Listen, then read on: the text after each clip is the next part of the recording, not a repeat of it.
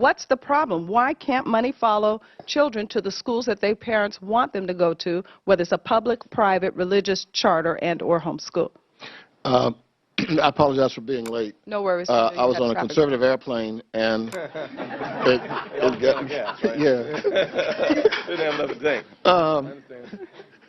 Oh, no, you weren't on a conservative plane, brother, because they would have got you here on time, okay? It would have been a private jet, and you would have been here on time. You were on a commercial, union-controlled airplane.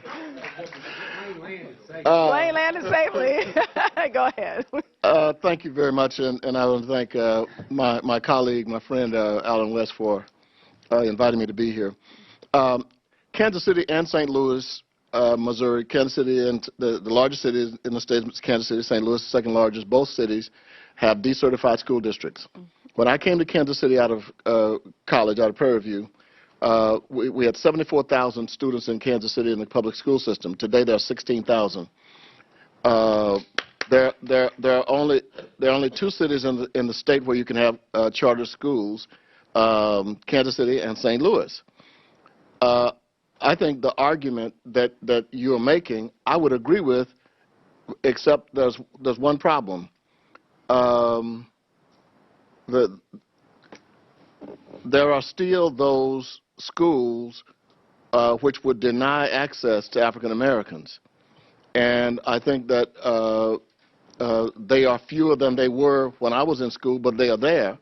And so I think you'll find it's not the NAACP, it's the NAACP Legal Fund, which is they're completely separate and not the same as what Being Jealous runs. But oh, right, that's right. He's actually focused on dismantling marriage.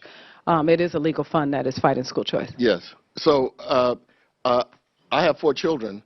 When I was elected mayor, Jim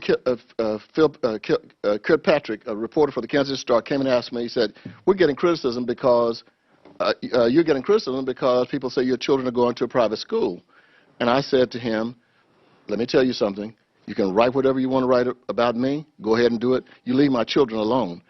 When I ran for mayor, I didn't run my children for anything. And I'm going to send them to the best school that I can get them in.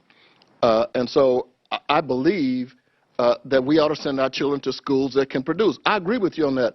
All I'm saying is that you're going to find resistance only because there are schools that still fight. And we just had it in Missouri. We just, oh, I know.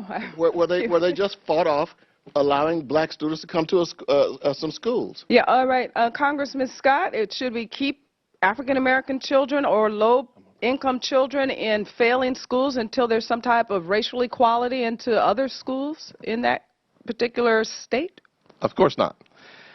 Let me say this.